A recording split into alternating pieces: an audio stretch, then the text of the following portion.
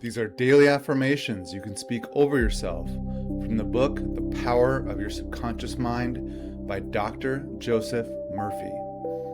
Chapter 1. The Treasure House Within You. There is a treasure house within me that has been present since before my birth. It is infinite in its intelligence, tireless in its operation, and entirely responsive to the thoughts and beliefs I impress upon it. I am learning to use it deliberately.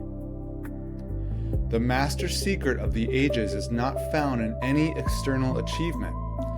It is the discovery that the power to transform my life already exists within me, in the subconscious mind that animates every breath. I claim this power now. I have access to infinite wisdom, boundless health, and unlimited abundance through the subconscious mind.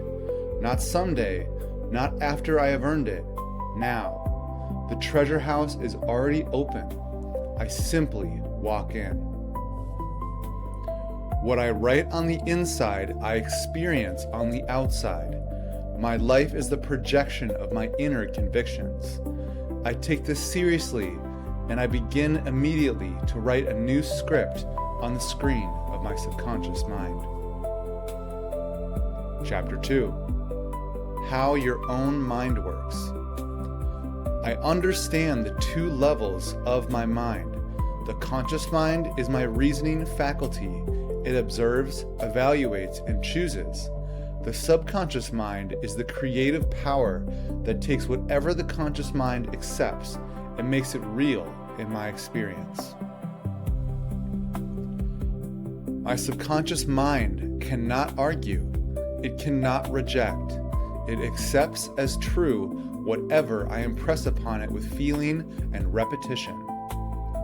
This means the quality of my habitual thoughts is the most important variable in my life. I choose them deliberately. I am the gatekeeper of my subconscious. Whatever I allow to pass through that gate with emotional intensity becomes instruction for the infinite creative power within me. I guard that gate with full awareness of what I am doing. Suggestion is the mechanism through which ideas become impressed on the subconscious. I use this mechanism deliberately, choosing the suggestions I give myself and refusing the negative suggestions of others. My mind is my own sovereign domain. Chapter 3. The miracle working power of your subconscious. What is impressed in my subconscious is expressed in my experience. This is not a metaphor. It is the organizing principle of my entire life. I impress only what I want to see expressed. My subconscious mind controls every function of my body with perfect intelligence. It knows how to heal. It knows how to regulate. It knows how to restore. My job is to stop interfering with its wisdom through fear, doubt, and negative imagery. I convey the idea of perfect health to my subconscious by thinking about it, feeling it, and imagining it with genuine gratitude. Not as something I am trying to achieve, but as something that is already true at the level of infinite life within me. The healing principle of my subconscious responds to faith, not to correct theology, not to specific ritual, to genuine, emotionalized belief. I bring that belief to every prayer, every declaration, every act of inner work I perform.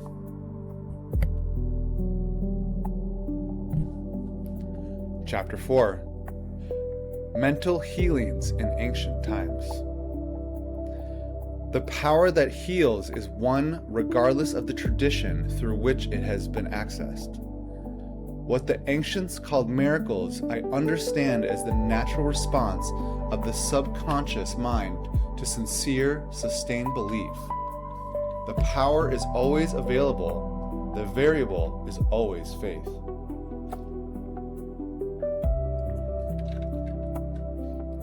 I believe in the possibility of healing, not as an intellectual position, but as a lived posture. I approach every challenge, physical, emotional, financial, with the expectation that the infinite intelligence within me already knows the solution. Prayer has always worked, across every culture, every era, every tradition. What these practices share is not a specific creed, but a common mechanism. The focused, emotionalized direction of consciousness toward a desired outcome. I understand this mechanism and I use it.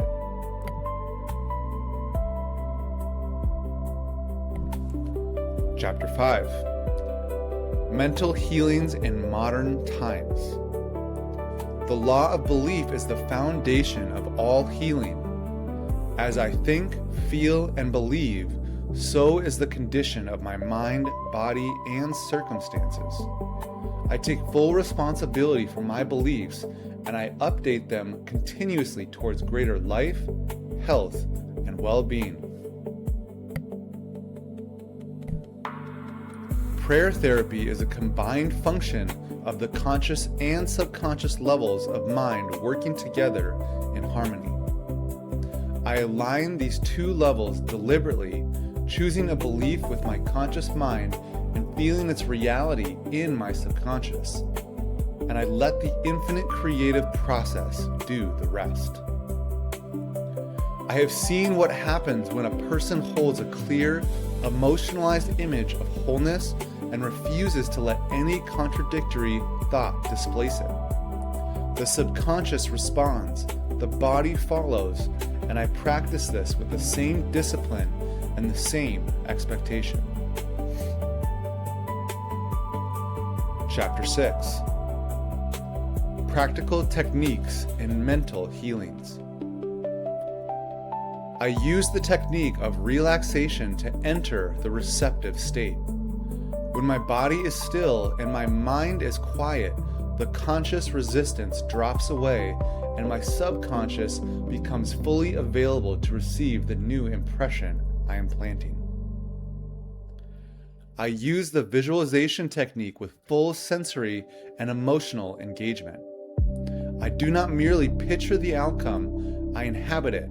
I feel the joy of it. I generate the gratitude of it as though it has already occurred. That feeling is the signal my subconscious responds to. I speak my declarations slowly, quietly, and with genuine feeling.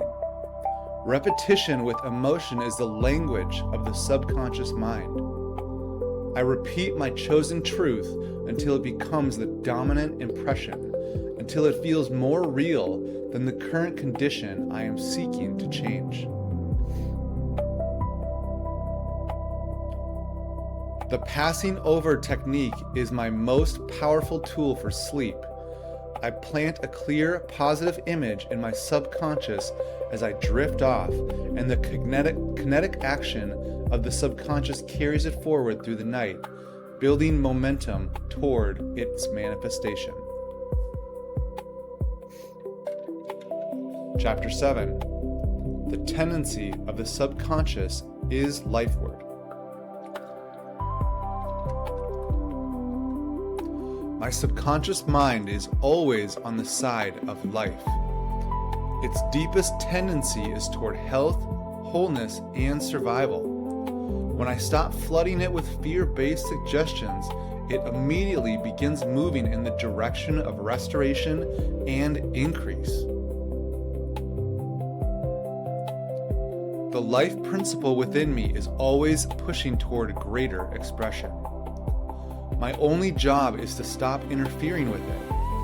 I release the negative thoughts, the chronic worry, the habitual rehearsal of limitation, and I let the lifeward tendency do what it was designed to do.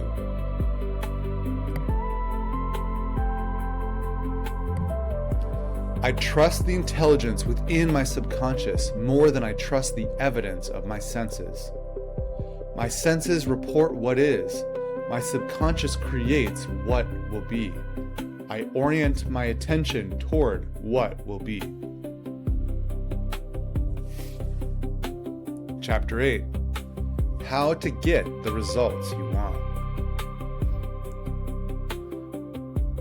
The law of life is the law of belief.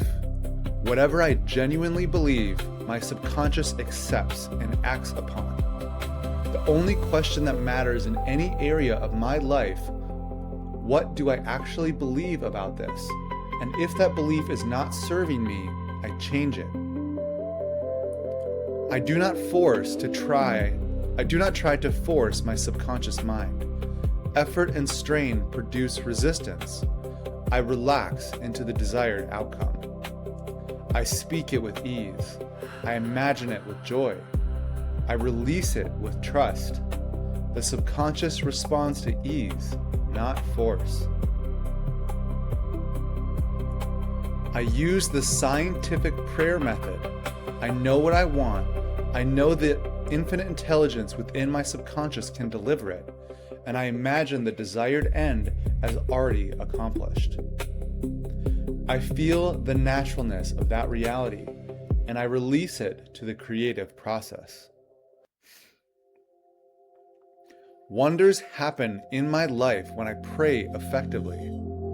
I define prayer not as a petition to a distant God, but as the harmonious alignment of my subconscious and conscious minds around a specific desired good. That alignment is always available and always powerful. Chapter 9. How to use the power of your subconscious for wealth. Wealth is of the mind before it is of the pocket. The person who carries a genuine consciousness of abundance will always find the outer circumstances reorganizing themselves to match that inner state. I build my wealth consciousness first. I do not affirm wealth with my words while denying it with my feelings. I feel the naturalness of having more than enough. I feel the ease of abundance. I feel the gratitude of a person for whom financial provision is simply the way things are. I release every belief that says I am not worthy of financial abundance. Those beliefs were never mine. They were accepted by a younger, less aware version of me from an environment that did not know any better. I withdraw that acceptance now. I serve myself with the powers of my mind. I impress upon my subconscious clear, specific, emotionalized image of the financial reality I want to inhibit. I plant the seed daily and I water it with gratitude. The harvest is the subconscious mind's obligation, not mine. Chapter 10. Your right to be rich. I have a right to be rich. Not an earned right, not a conditional right. The right of any child of the infinite to fully participate in the infinite abundance that underlies all creation. I claim that right without apology. Poverty is not a virtue. It is a mental condition produced by specific beliefs about scarcity and unworthiness, and it can be changed with the same mechanism that produced it, the deliberate impression of new beliefs upon the subconscious mind.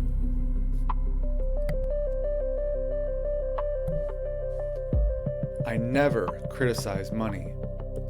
Criticism of money creates a subconscious rejection of it. I appreciate money as the symbol of the infinite substance of the universe. I welcome its presence and I hold it with open, generous hands.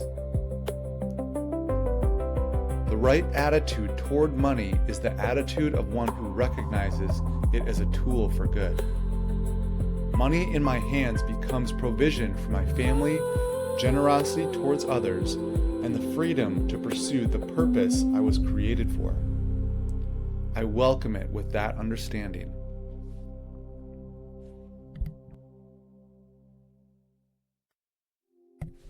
Chapter 11.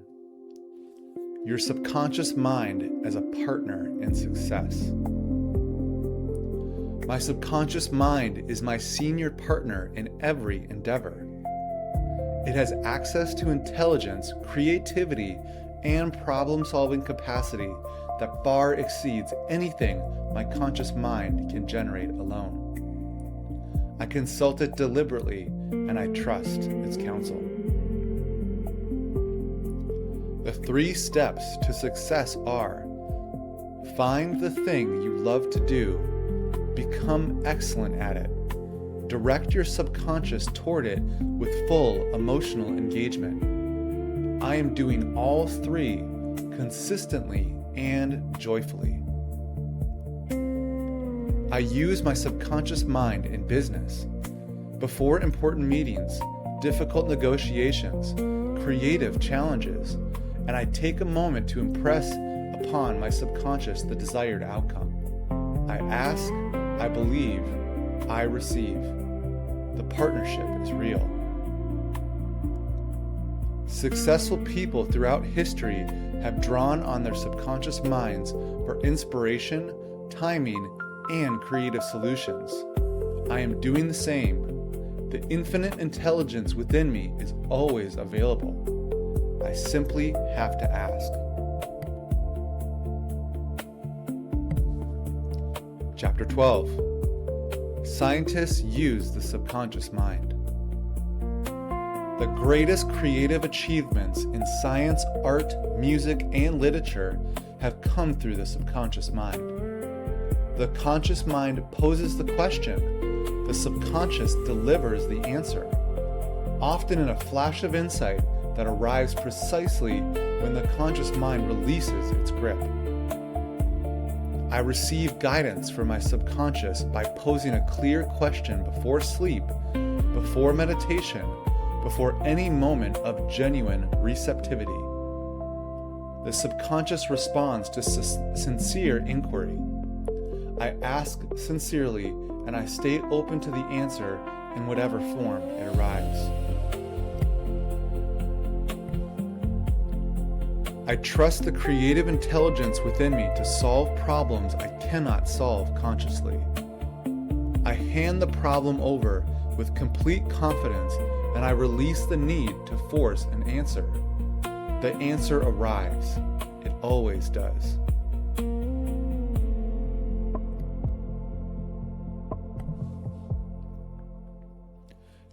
Your subconscious and the wonders of sleep. Chapter 13. Sleep is a great healer and the great programmer. As I drift off each night, I am giving instructions to the most powerful creative force available to me. I choose those instructions deliberately, planting seeds of health, success, and joy that the subconscious tends through the night. I guard the portal of sleep. The thoughts I hold in the final moments before I fall asleep are the most deeply impressed upon my subconscious mind. I make them beautiful. I make them specific. I make them full of gratitude. I stop talking about my ailments, my worries, and my problems in the hours before sleep. What I rehearse in the mind becomes the suggestion I give my subconscious. I rehearse what I want, not what I fear. I enter sleep as I intend to live. I am spiritually recharged during sleep. My body rests. My subconscious works.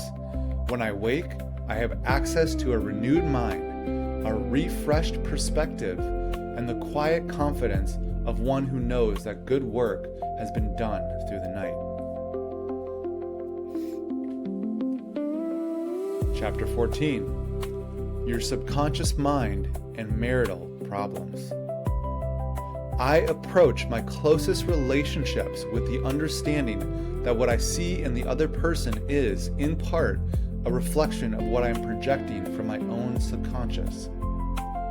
I take responsibility for that projection, and I work to make it loving. I speak words of appreciation, encouragement, and genuine love to the people closest to me. These words are not just social courtesies. They are impressions I am making on both my own subconscious and theirs. I choose them with care. I release the habit of focusing on the faults of those I love. What I dwell upon in another person, I amplify. I choose to dwell on what is good, what is growing, and what is worthy of celebration. That choice transforms relationships.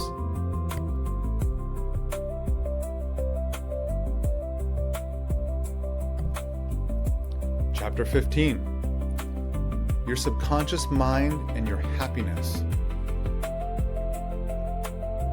True and lasting happiness comes the day I realize that I can overcome any weakness, that my subconscious can solve my problems, heal my body, and prosper me beyond my fondest dream.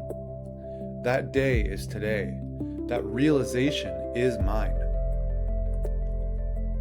I keep my conscious mind busy with that expectation of the best.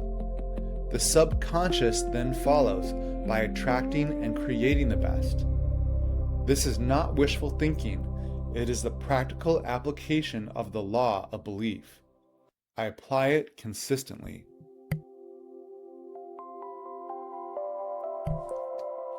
Happiness is a habit of mind. It is the practiced tendency to look for and find the good in every circumstance. I cultivate this habit deliberately, knowing that what I look for, I find, and what I find, I amplify. I look for good. I trust in the wisdom and power within me to lead, guide, and govern every area of my life. That trust produces exactly what Murphy described: poise, serenity, and a deep, settled peace that does not depend on circumstances. Chapter 16. Your subconscious mind and harmonious human relations. I radiate goodwill to every person I encounter, not as a performance, but as the genuine expression of a mind that understands our fundamental unity. What I send out returns to me. I send out only what I want to receive. I see the divine in every person I meet, not the behavior they are currently expressing, but the infinite potential that exists in every human being.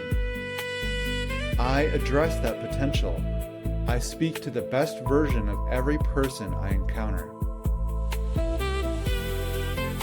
I release criticism, judgment, and condemnation from my inner life. These habits do not correct others. They only poison me. I replace them with the habit of looking for what is right, what is growing, and what deserves encouragement.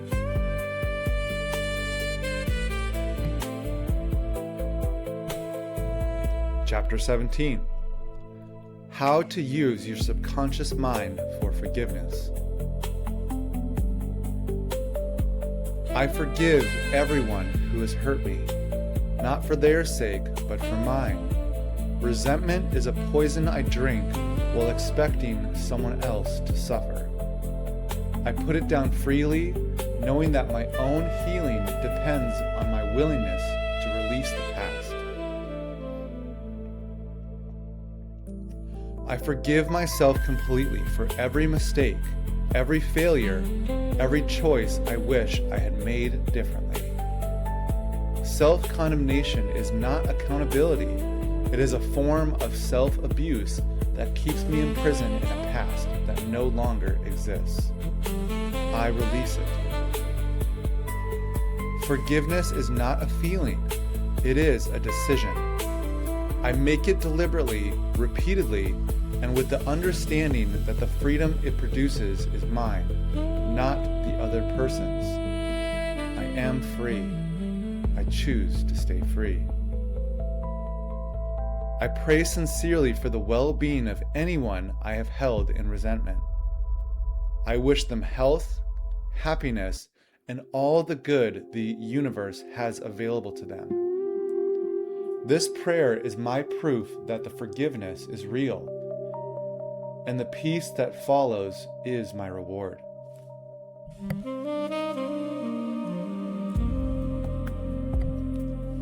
Chapter 18. How your subconscious removes mental blocks. Every mental block in my life is the result of a belief that was accepted by my subconscious at some earlier point. That means it can be dissolved by impressing a new belief, the opposite truth, planted with a feeling and persistence. I begin that work now. I do not fight my mental blocks. I plant new seeds next to them. I give the subconscious a better suggestion to work with. Consistent repetition of the new truth combined with a genuine feeling gradually dissolves the old pattern and replaces it with the new. I have no limits except those I have accepted in my own mind. The subconscious will express precisely what I impress upon it. I am impressing expansion, capability, worthiness, and creative power. And the subconscious is responding accordingly.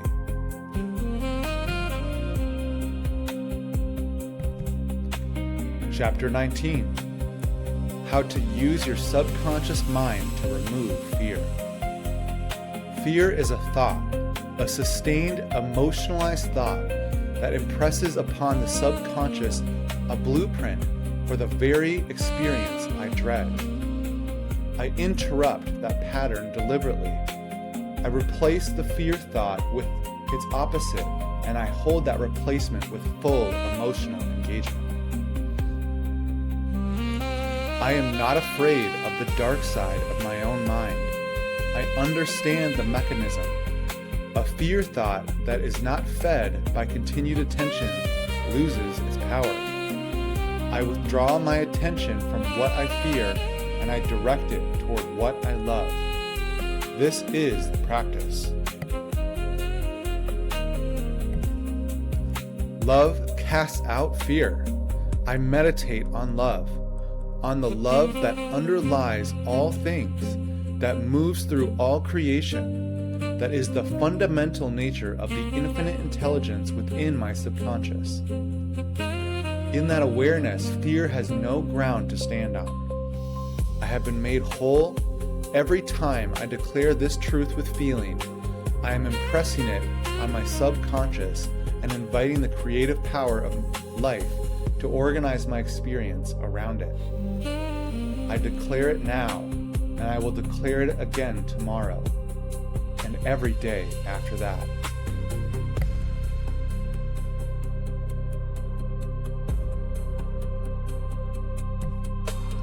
Chapter 20. How to stay young in spirit forever. I am as young in spirit as the thoughts I habitually think. I refuse to accept mental old age. That calcification of curiosity, the closing of possibility, the resignation to limitation. My spirit is ageless, and I give it permission to express fully. I embrace each new day as a fresh beginning. Whatever has passed is complete. Whatever comes is full of promise.